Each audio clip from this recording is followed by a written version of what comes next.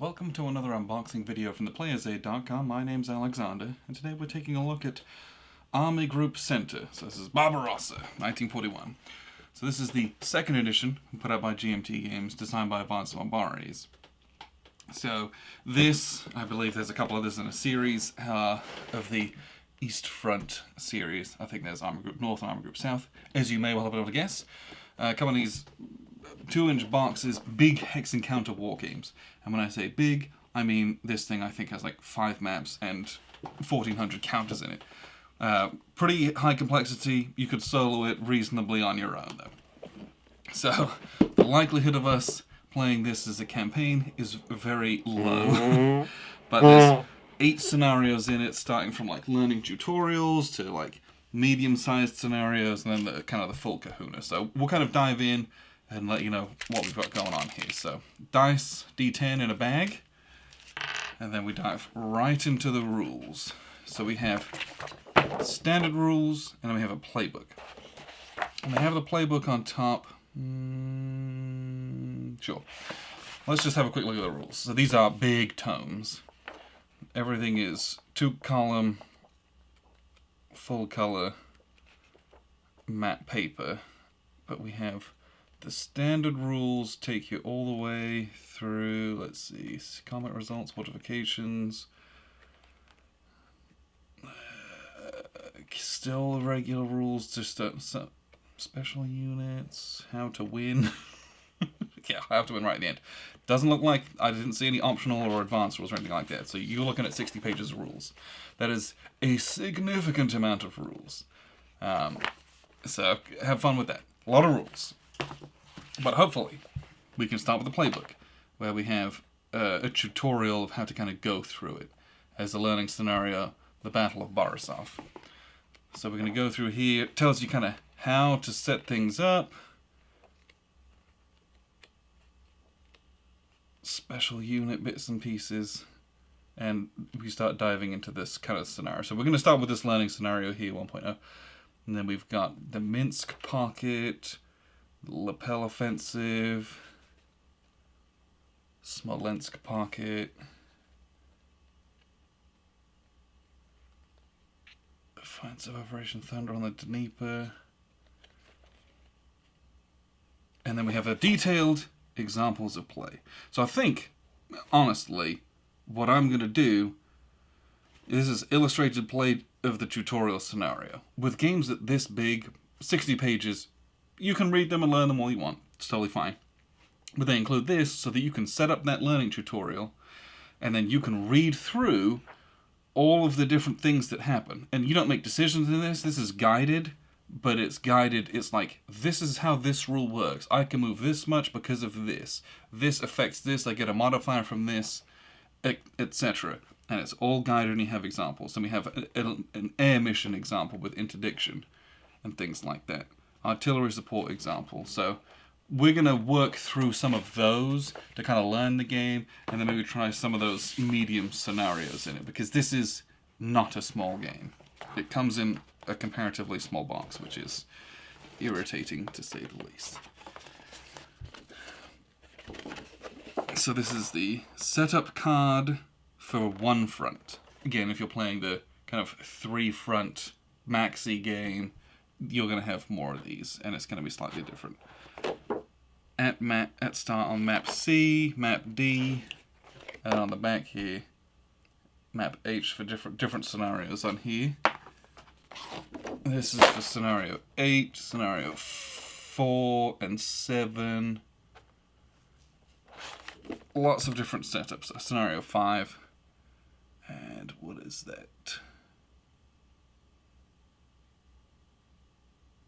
I think that's just a combat results table, right?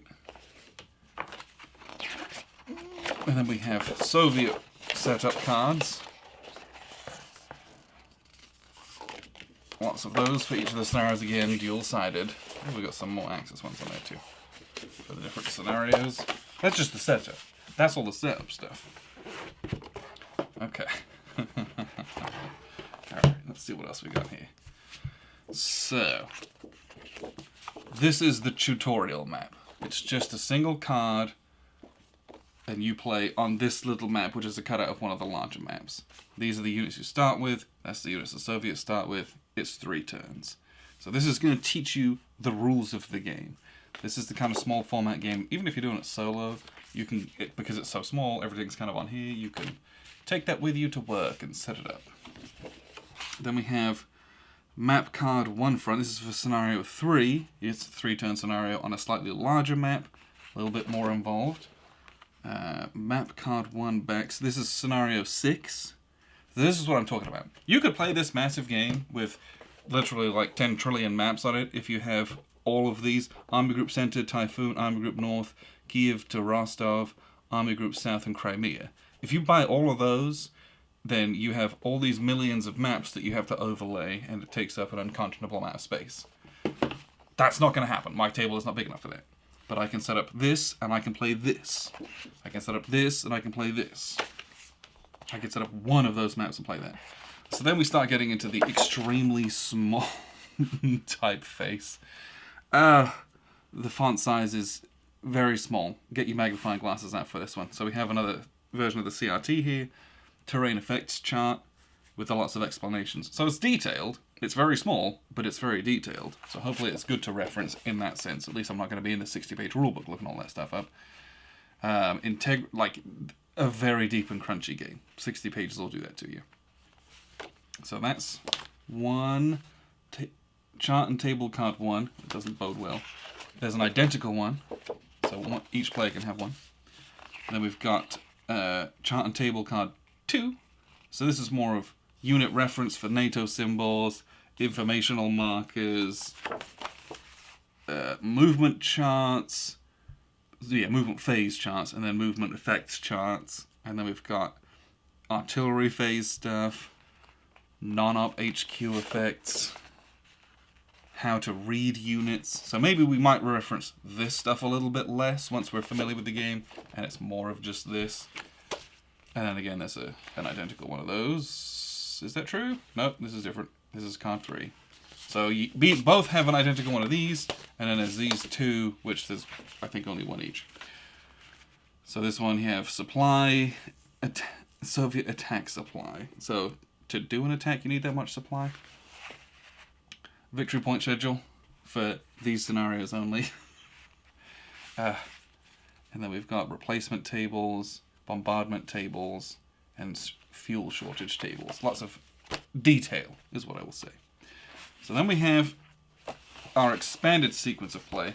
I think on this one, was there a regular sequence of play? Or am I thinking about another game? Oh. We have the expanded sequence of play. So you have a strategic segment, then you have an Axis player segment, and then a Soviet player segment, and then an admin segment. But, you know, those rules are a lot, but you can kind of start getting going. This is extremely detailed step by step, and references, thank goodness, the rules set for each one of these steps almost. And you would think that was normal and standard in a game, but I have played plenty of games where they don't do that, and it's unconscionable. So thank goodness that they've done that, and I appreciate that very much.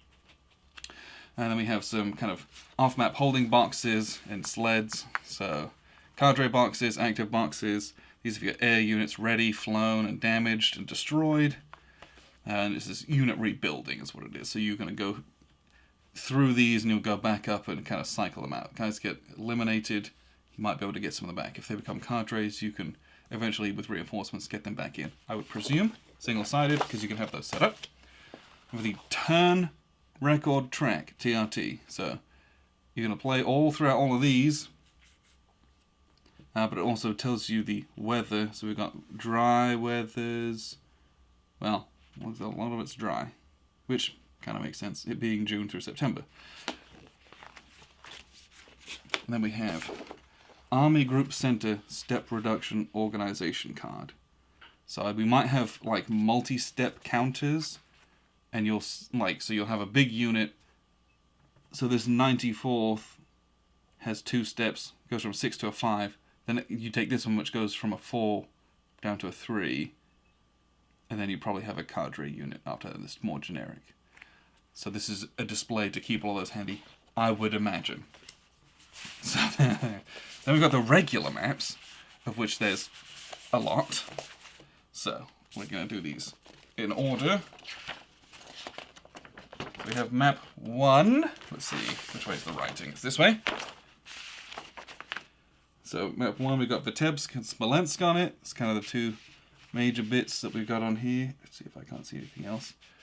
And so this is kind of a hard border down here, but it's not up here. So we're going to have maps attached to there, probably fairly easily.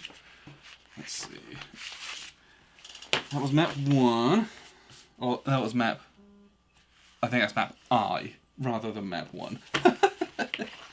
Because then we've got map H, which goes this way as well.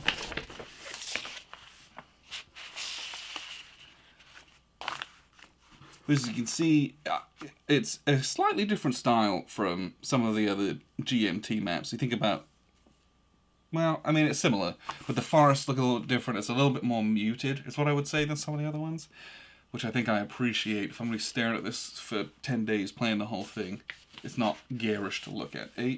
So we've had H and I, and then I've got map C, which is a smaller map. It's not the same size. I swear one of these is smaller, but I could be wrong. Map C. But again, very similar style. And so here's where you start getting... This is probably going to be the northernmost map of this kind of box, is what I would say. Because you have this massive delineation here. And we have Army Group Center, which is this. And then north of it, you have this Army Group North. Well, you might have some stuff in this one. But if you're playing a joint game, this is where Army Group North box is kind of starting to be set up. Then we have map D. Go right around again.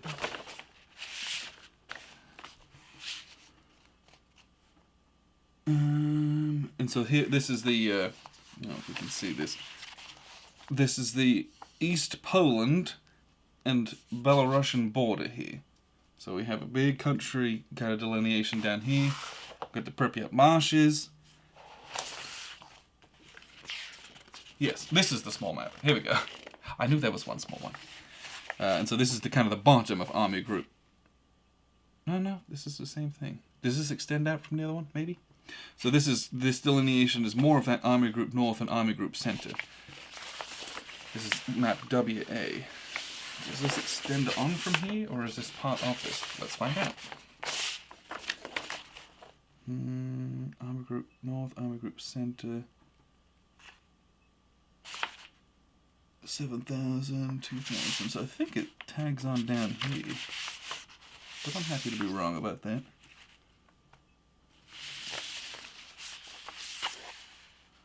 I'm not sure.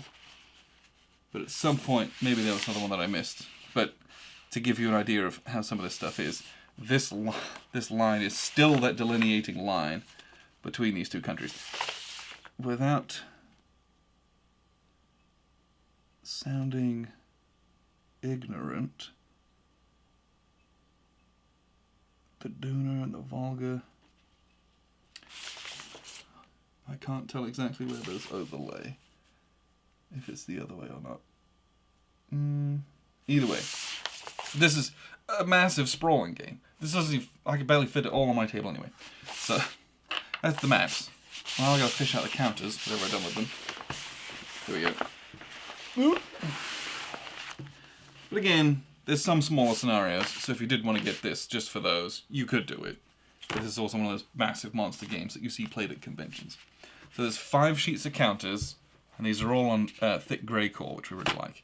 And I don't, maybe it's me, but I feel like these are, they're very bold and very clear with the numbers on them. I don't know if it's just the colour palette with the outlines on the numbers. I really appreciate that. So we have lots of NATO symbols here. No pictorial symbols. Looks like we've got some on the planes. But we have infantry, armour. Looks like we've got some mobile artillery or mechanized artillery. More infantry. Some like supply dumps and trucks. Most of these dual-sided. If we remember, there was like that the step loss track to keep track of units that have like 6 steps on them. So we've got some air units. So we've got some Luftwaffe units, lots of medium bombers, Heinkel's, we got 109s, fighters, we got dive bombers, Stukas, and then we got Junkers 88s, some Junkers 25s as well. And then over here we got Red Air Force stuff, starting with the old I-153 biplanes early in the war. We got some Yaks, MiG-3s, more Yaks, and some medium bombers as well. A lot of artillery pieces, it looks like. Motorized infantry down here, a lot of that. And some, what do they call these? Strong points, little fortification style units that you probably have to dig, and then they become those. Probably have to take some time doing that. A lot of Russian infantry and armor. A lot of Russian special units, a ton of artillery. These look like them. I think these are machine gun units. More infantry. Lots of things like engineers, cavalry, anti-tank weapons. Lots of bits and pieces. Again, all dual-sided. And then we have one sheet of admin counters. Declared attack markers. Emergency line of communication distant. Interesting. It looks like some railheads that you can build as you extend out of Poland, most likely. And garrison hexes. A ton of stuff in here. This is a massive game. At some point we will play some of this to learn the system. I physically will never play the full game of this. It's just unrealistic for us here.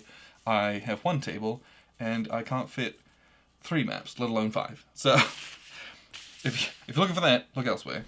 But at some point we'll play that intro scenario. We'll probably play a couple of small ones, maybe a 1-mapper as well, maybe a 2-mapper, depending on kind of how much time we get with it and what we like. But that is a look at what is a game that's been around for a while. The first edition is something that I feel like is popular, and I see a lot of people have it on their shelves and have played at least some of it. So that's Barbarossa, Army Group Center 1941. Again, the second edition from GMT that just came out. This one's designed by Vance von Barry. So if you're interested, check it out. We will get to this this year at some point. But if you have a massive table and you like East Front, this might be for you. So appreciate you tuning in very much. I've been Alexander from theplayersaid.com.